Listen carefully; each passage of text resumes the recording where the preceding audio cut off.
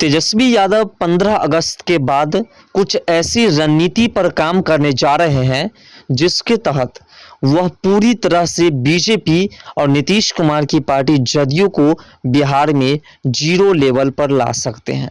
बिहार में बीजेपी और जदयू को जीरो लेवल पर लाने के लिए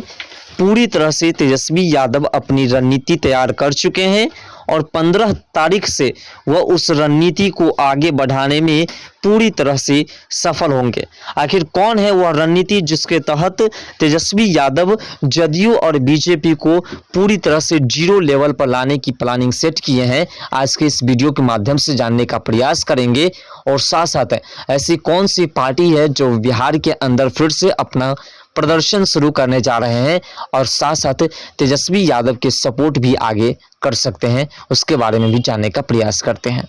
लोकसभा चुनाव 2024 में तेजस्वी यादव बिहार में एनडीए को सबक सिखाने की बात कर रहे थे, लेकिन चुनाव परिणाम उनके मन मुताबिक नहीं रहे। बिहार के लोगों ने राजद को लोकसभा की सिर्फ 4 सीटें दी। हालांकि ये बात और है कि राजद को बिहार में सबसे ज्यादा वोट मिला। अब तेजस्वी यादव 15 अगस्त के बाद बिहार में अपने पार्टी कार्यकर्ताओं में नया जोश भरने के लिए नई यात्रा की शुरुआत करने वाले हैं। वहीं दूसरी तरफ चुनाव रणनीतिकार प्रशांत किशोर ने भी बिहार में पार्टी जन स्वराज की राजनीतिक शुरुआत का ऐलान कर दिया है। पूरे बिहार में निकाली जाने वाली तेजस्वी यादव की इस यात्रा को कई चरणों में बांटा गया है ताकि अगले साल होने वाले विधानसभा चुनाव में इसका लाभ उठाया जा सके और बीजेपी और जदयू को पूरी तरह से मिट्टी में मिलाया जा सके। राजद के प्रवक्ता सुबोध कुमार मेहता ने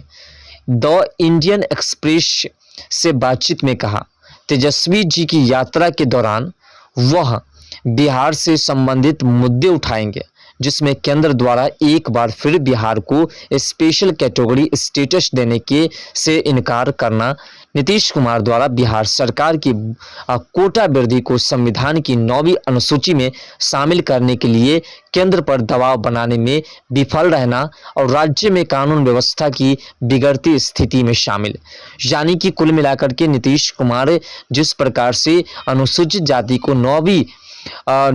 जो अनुसूचित शामिल है उसमें करने की बात जो की गई थी, उस पर नीतीश कुमार जी का चुप्पी साध देना, साथ साथ बिहार को विशेष राज्य का दर्जा न मिलना और राज्य में कानून व्यवस्था की बिगड़ती स्थिति, इन तीनों को वह विशेष मुद्दा बनाएंगे।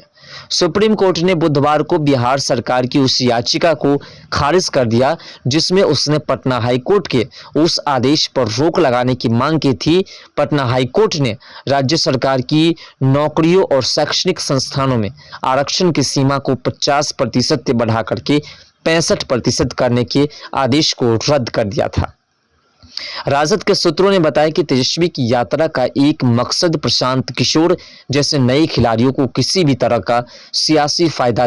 लेने से रोकना है। राजद सूत्र ने द इंडियन एक्सप्रेस से कहा, लोगों के पास जाना ही जवाब खोजने और शंकाओं का समाधान करने का सबसे अच्छा तरीका है। जब प्रशांत किशोर अक्टूबर में अपनी पार्टी शुरू करेंगे तो हम लोगों के बीच होंगे। हमारे नेता तेजस्वी जी अपने नौकरी के वादे को दोहराएंगे। हमने लोकसभा चुनाव से पहले तेजस्वी जी की यात्रा के दौरान उनके नौकरी के वादे को पूरा करने पर भी भीड़ की उत्साहित प्रतिक्रिया देखी है। यानी कुल मिलाकर के तेजस्वी यादव की पार्टी के कुछ लोग ऐसे हैं, कुछ ऐसे कार्यकर्ता हैं जो स्पष्ट तौर पर कह रहे हैं कि तेजस्वी यादव ने जो बिहार के अंदर नौकरी दिलाए थे उस नौकरी का काफ़ी आरजेडी पार्टी को फायदा हुआ। आरजेडी पार्टी को उस नौकरी की वजह से काफ़ी अच्छे खासे वोट मिले